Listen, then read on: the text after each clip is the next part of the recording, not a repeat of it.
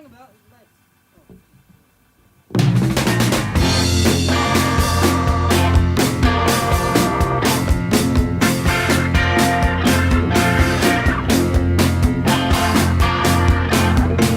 Well, hello, Crashing In Podcast, and today I'm joined by local rapper Lulla HF.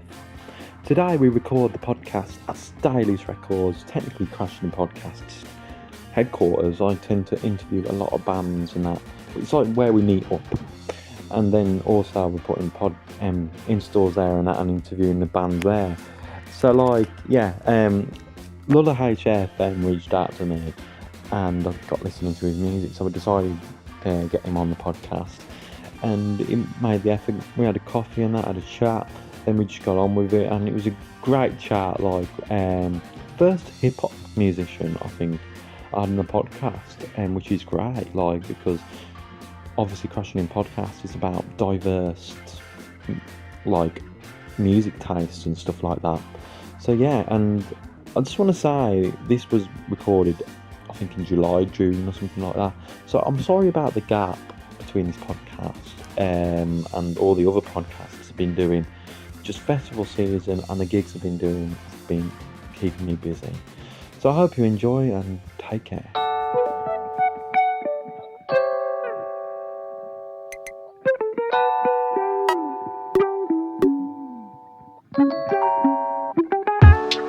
English summer in a small town. Hosepipe band and they're struggling to cool down. Late morning, take a leisurely stroll. The dog's trying to see how far ahead he can go. Left down a cycle path, takes him through the underpass. Talking about travel, wondering how long will the summer last. Maybe they should do a bit more shopping for their holiday. Been ages since they've gone away. One of them's lost lots of weight. We should have a barbecue. Mum can bring your brother's kids. Last time they was loving it. Trampoline and curry chips. Sudden stop, something caught the other unexpectedly. Dogs by the water sniffing what looks like a pair of jeans. A closer inspection caught the attention. Shrieks from the shock as they stood there in horror. One grabs a phone, the other pulls the dog back. It's not what you expect on a Sunday. Down by the canal, a body's been found. Two young lovers found it lying on the ground. Sad story, sad story. Down by the canal, a body's been found. Two young lovers found it lying on the ground.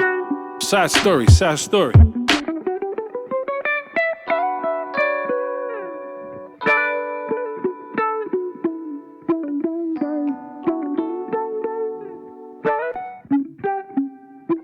He stopped a moment to admire the graffiti and wonder what it took to do them lines so neatly. The artist must have wrote that tag a million different times. Colours and designs, dedication one must find. It irked him that some still considered this a crime, when endless exposure to adverts is fine. A world of injustices that always disgusted him, but still, a walk down the canal was so comforting.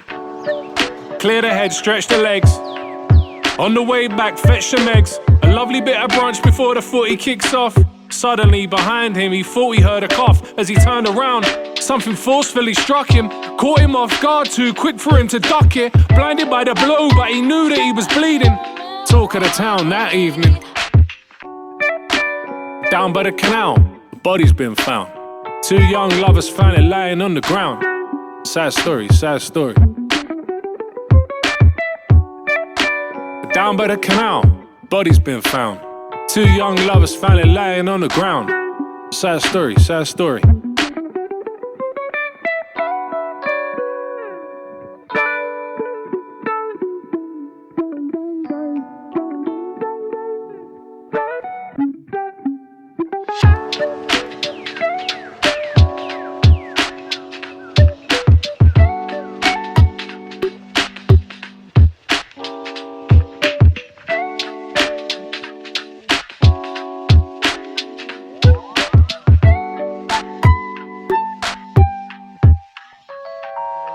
Crashing In Podcast, and today I'm with Lulla HF.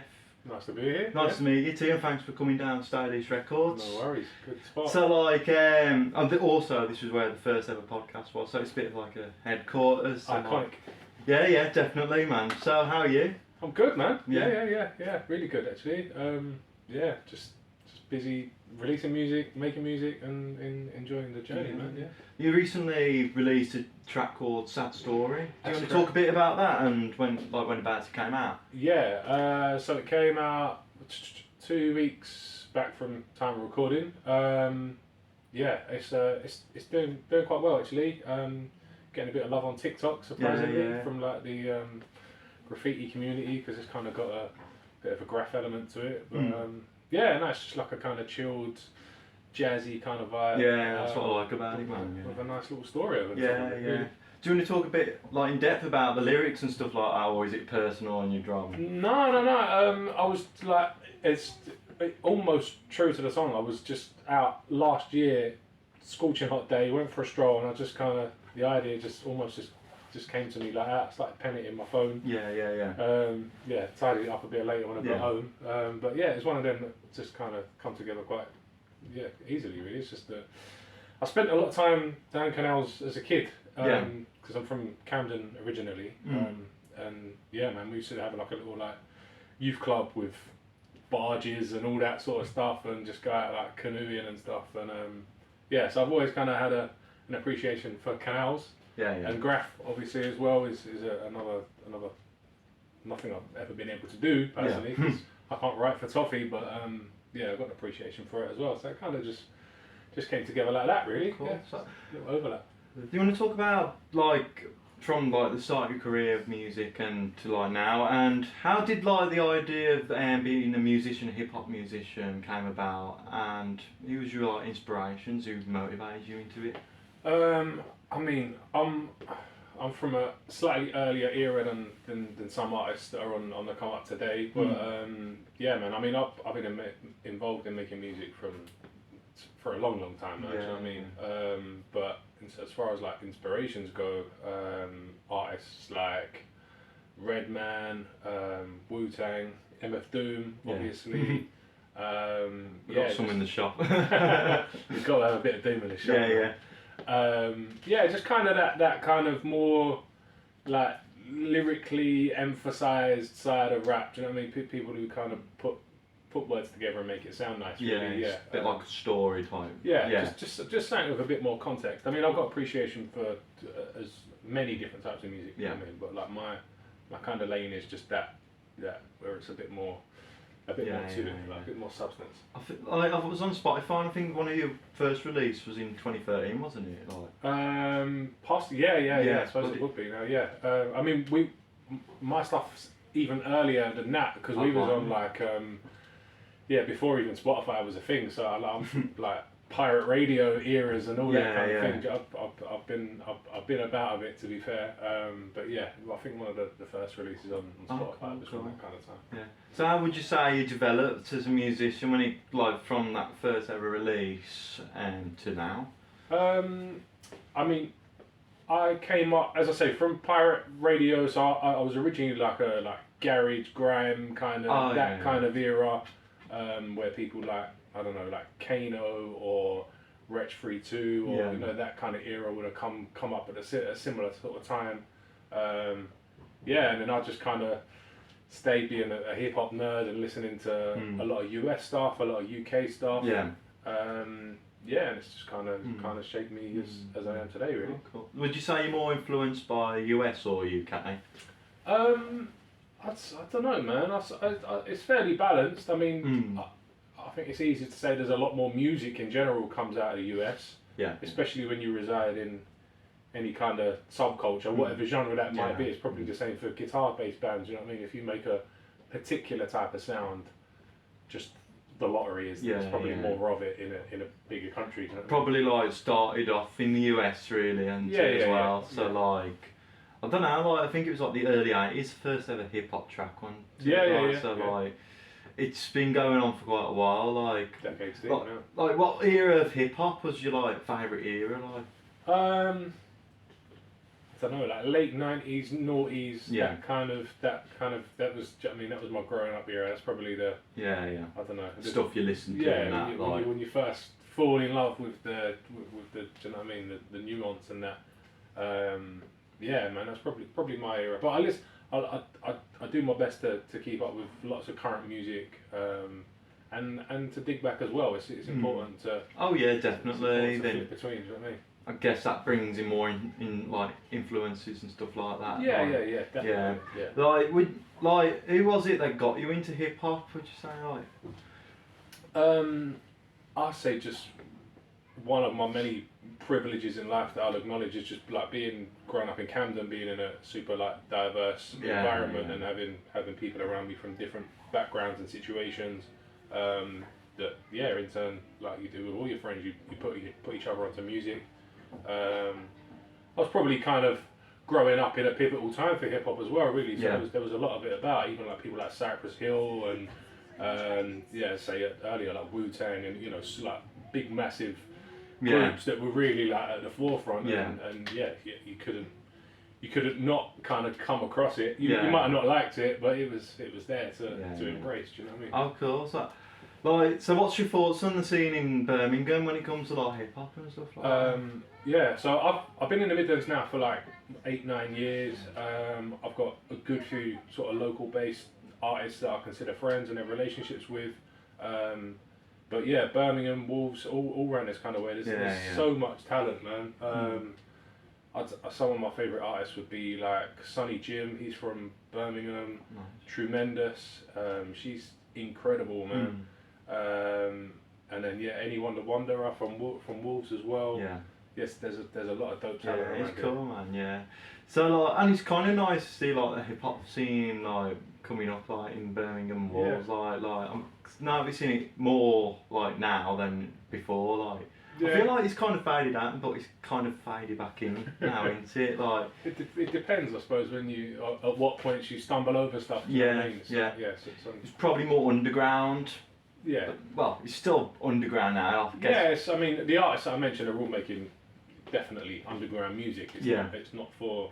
Do you know what I mean? You've got to be able to. Oh yeah. To appreciate it. Do you know what I mean? It's not for the easy listener, if you like. I know.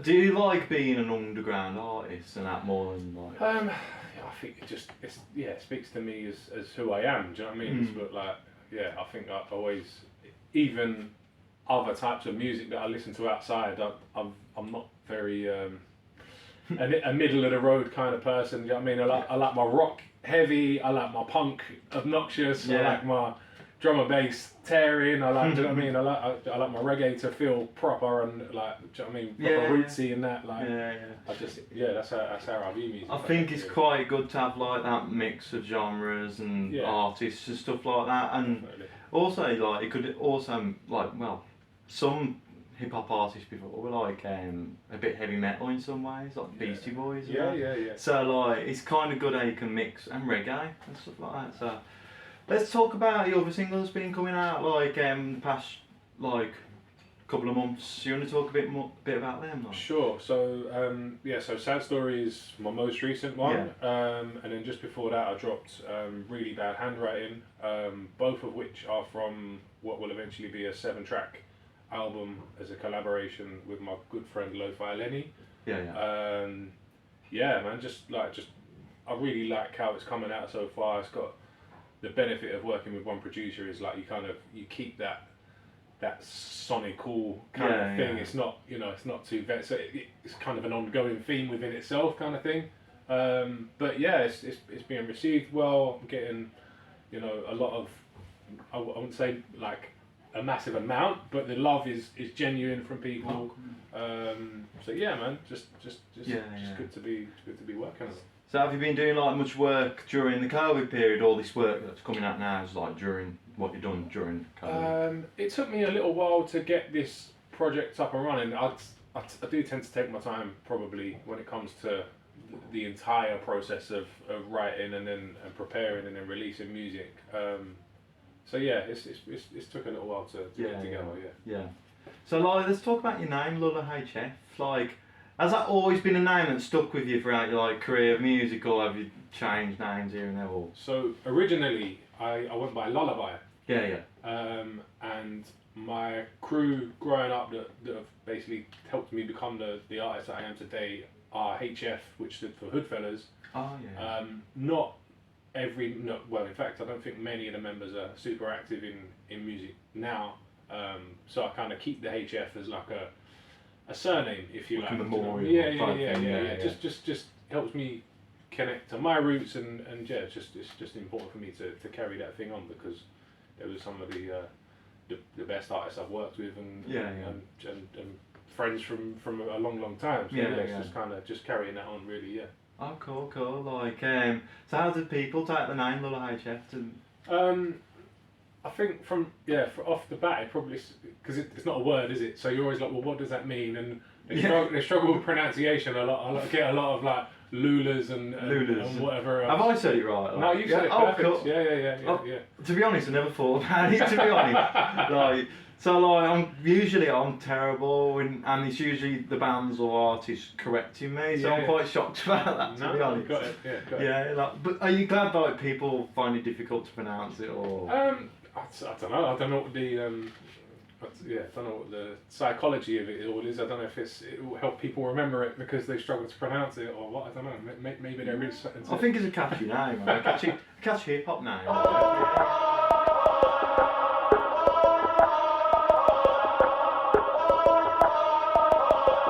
Yeah. I try to keep my arrogance in check, balance with respect, but a couple former heroes now embarrassments instead. See, I'll always be direct with what needs to be said, so if I'm sending shots, no one gets misled. I'ma empty out the toolbox and open up the shed and beat them with a book that they really should have read. Get yourself a library card, fronting like you're grimy dog. Try too hard, get finished in a spa like a Thai massage. I'll be running round ready to kill some, till my raps are on the radar at Elliot Wilson. I'll be the fool crumbing your fool from grey. Stand out like a sore thumb and restore some faith. Staring at the back of my eyelids while they're busy trying to figure out exactly what I did. I haven't decided how you're gonna survive this, to my midlife crisis, to a midwife crisis. Shut the FA Cup. What? Shut the FA Cup. What? Shut the FA Cup. Shut the FA Cup. But shut the FA Cup. I tell them sleep with one eye open like a dolphin. Gomez, Adams, how I'm practicing my golf swing. Each day brings another battle that you won't win. Waiting for a pat on the back that you were choking.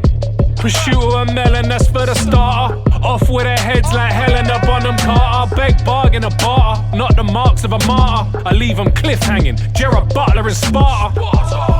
I got different courses to charter. Catch me with Snoop and Martha, serving up a moussaka. All that goat talk's dead. I'm a fucking chupacabra when it comes to clothes shades, bro. Sweeney Todd's my barber. Life has more hard parts than an aardvark. Practicing the dark arts in dimly lit car parks. The b-boy that can't dance, I've been given carte blanche. This your last chance like a heart transplant. So shut the FA Cup. What? Shut the FA Cup. What? Shut the FA Cup. Shut the FA Cup. But shut the FA Cup.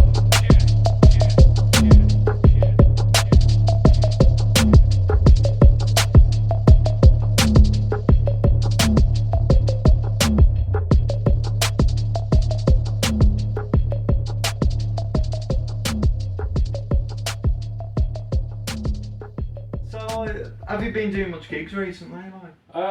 So yeah, I mean, I'm honestly on the hunt right now to get a bit more out of this year. Last year I played at Made Festival, which is quite a big event in the West Midlands.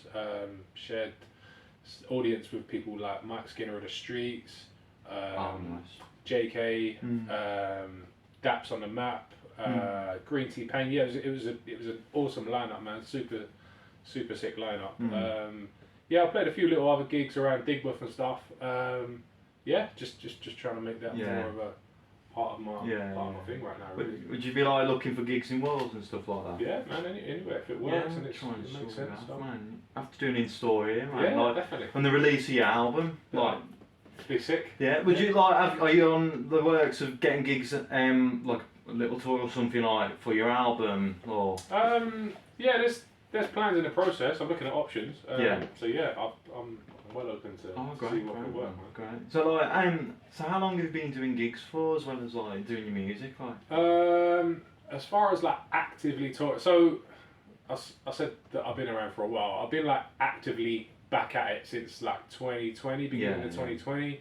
And I haven't done a great deal of shows. No, I'd like to have done more. But you know, it's every day is part of the process. Oh, exactly. Yeah. So It's work, man. Like, done. I guess it's like getting your name out there and stuff like that. Exactly, like, and hopefully the podcast can do that. Like, That's what yeah, I'm man. doing, right? Yeah. So, can you recall like your first ever gig or performance on stage to an audience, and how did you feel at your first ever like performance? What was your nerves like and stuff like that? I mean, I'm from a musical family. Like, my mum is still actively a punk rock singer to this day. Like, so yeah, she's still smashing shows down Brighton way. What band are you? So she's currently in a band called Sorbo. It's just her and a guitarist. But she's been in a few other bands from obviously the punk era, 70s and 80s and that kind of thing. So yeah, it's probably with her, to be honest. She probably had me up on stage as a nipper, do you know what I mean? So would you say like hip hop influences like, well, it's got that punk attitude to it. So would you say like your music could like be a mix of that punk and like with the inspiration of your mother and stuff like that? Absolutely, yeah, man. Like I'm definitely an eclectic person as far as influence goes, and I don't know how much of it comes out in my music, but I will occasionally like find myself referencing a band or something, and I'm like, not everyone's going to get that, but it's okay if they don't. Man. Do you know what I mean? But yeah, no, there's definitely elements from tons of different sounds and vibes and all that make me, even just as a person, do you know what I mean? It's like these kinds of music are really important. Oh yeah. Like hip hop was like, I had this conversation with a band, and there were a band that shocked me.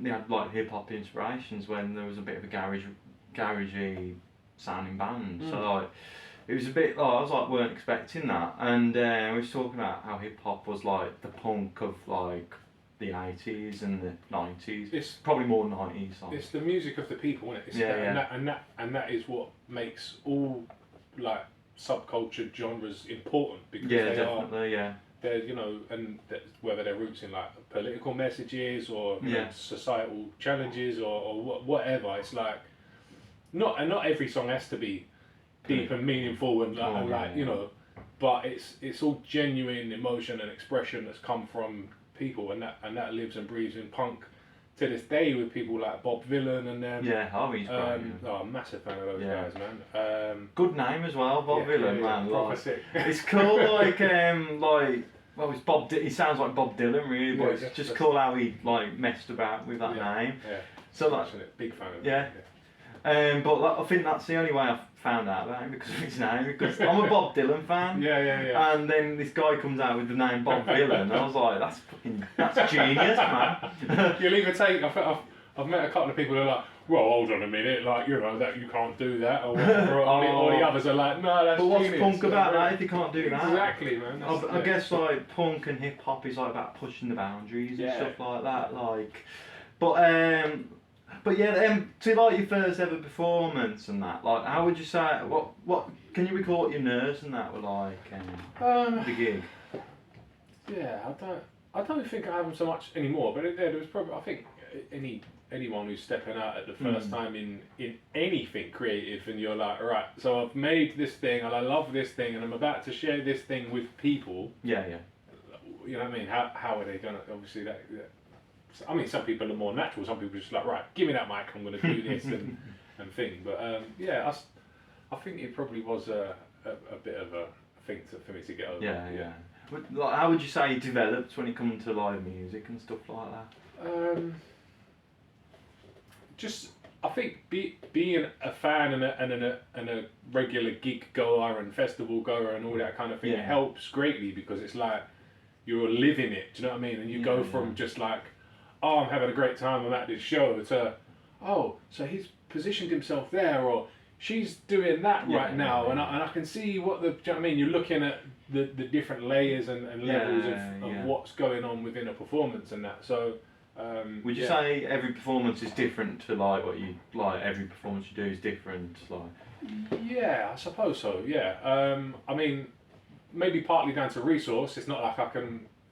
I went to see Little Sims live last year, and she's just brilliant. incredible. And the concept that they put the stage together and the choreography and the, do you know what I mean? I was just like, wow. But like, obviously that takes money and having those kind of resources available. So another artist that's in the shop, but promoting other artists in the shop as well. But like Little Sims is one of my favourite. If I'm honest, like hip hop didn't really catch me until watching that film Straight Outta Compton. Like I never really appreciated it at first, and I watched that film. I thought, fucking hell, because like, I love punk music and stuff like that. And I was watching that, I was like, God, these guys have some stories.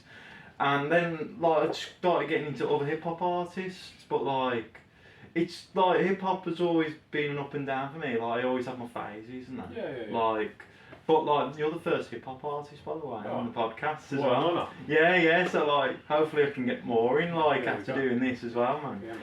But like, let's talk about like hard copies with your album. Would you be getting any hard copies of your music? Yeah, the plan is to get into that definitely. I do want to get. I mean, it'll be like a limited run kind of affair. But yeah, I do want to get some physicals, at least CDs done up and sorted. Vinyl is, I'd love to have the vinyl available, but I know how mad the market is for that right now. There's lead times of like up to a year or something for. Oh, I know, you get told this by loads of artists. Like, I hate to be in a position where I'm like selling stuff to customers for them to not be able to actually get. Do you know what I mean? So I guess Adele and Ed Sheeran stuff, people. It's something to do with them. Something like that. Yeah. But like. And also, like, when will the album be out? Like, so I'm concentrating on rolling out the singles for now. It's kind of like what they call a waterfall release strategy or something like that. So it's like, it's about like you've got to play the Spotify game basically. It's not. And would it be like on all other platforms like Apple Music? And that? Everything I put out is on all platforms that you'd go to check music on. And then my website is my preferred place if people wanted to go there, which is just lullahf.com. Just concentrating on getting like the mailing list and stuff up on there, and there'll be exclusive content and all that kind of thing to come. And also, like, have you got Bandcamp and that? Or do you active on Bandcamp as well, which is great because I think that's a great place for bands and musicians to get like a good platform, like, and that's more for the artists, I guess, like compared to Spotify. And yeah, exactly. I think it's like, what is Spotify? 1p a view or something? It's not even that, is it? It's like 0.003 or something. I really don't get the maths in that. It's the most confusing maths ever. It's a massive thing that might get addressed one day, but well, rich people are getting rich off it. They don't care, do they? So no, not really. But still, it's got its benefits. It's, everyone says that. Like, it's got that discoverability kind of thing. It's got we all pay for it. Okay. There's people that will pick up your music that wouldn't have found it other places. So true. Like, I think Spotify is great. Like, I'm always discovering artists and that. It's a bit of a guilty pleasure, Spotify. Like, I wish I could just sound purely for the vinyl and that, and buying off the artists. But like, I think we all do that. Yeah, but there's nothing wrong with finding and discovering something on Spotify that you later go on to either buy a physical copy, or you go to a gig, or you grab a T-shirt, or and that you're still supporting. That's what it's about. Do you know what I mean? Not everybody buys every type of thing. You might have a crazy T-shirt collection, but no vinyl. You might go to the gigs all the time. So it's CDs, or all on the individual. Yeah, everyone's different, man. Yeah. And some people obviously like MP3 and stuff like that. So like. Also, Bandcamp's good for that because you can download MP3 on that. So can you do that on your Bandcamp? Like? Yeah. Cool. You can purchase and download from there. Yeah. So, is there anything like we haven't talked about, like you want to talk about, like? No, I think we've covered a fair bit. Spoke about myself. Spoke about how honoured I am to be part of a thriving West Midlands music community overall. Yeah, man. Nice one. Also, have you got any recommended artists? And I know you spoke about a few then earlier, but have you got any more artists on your vibe that you'd like to put out to the audience? I'll stick with locally for now because I think it's important to not overlook just how good music we have on our doorstep. So check out Anyone the Wanderer, check out Tremendous, Sonny Jim.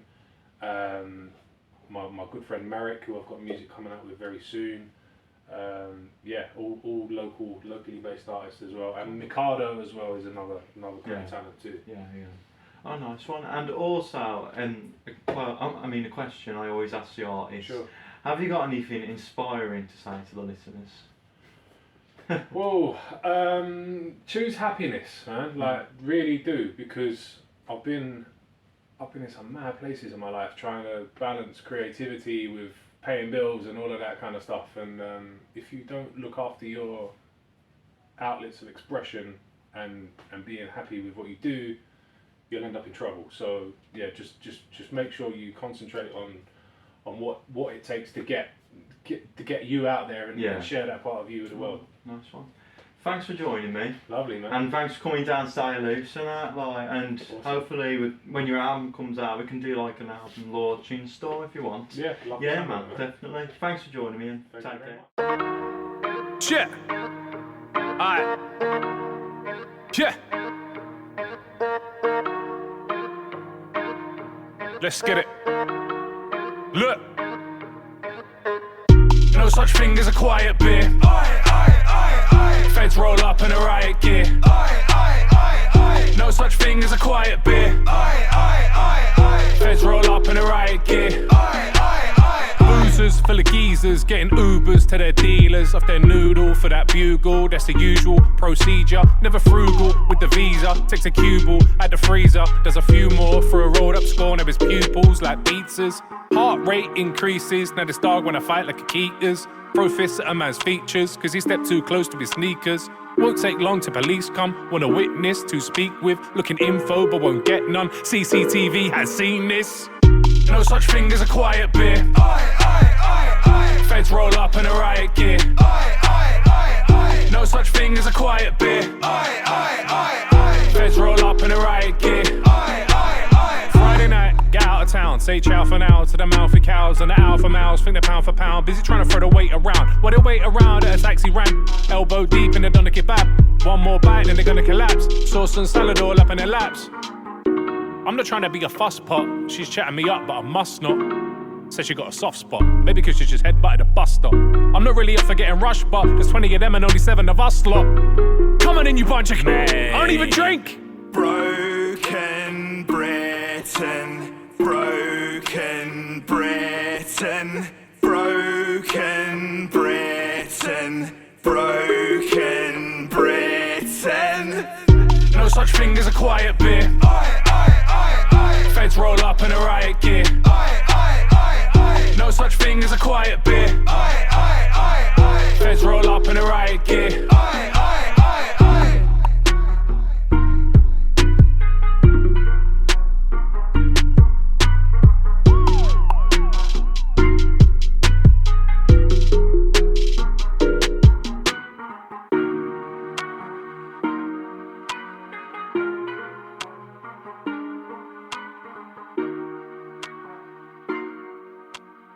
Well, that was Lulla HF, and I played some of his singles, and please check him out. He's on Spotify, and support your local musicians.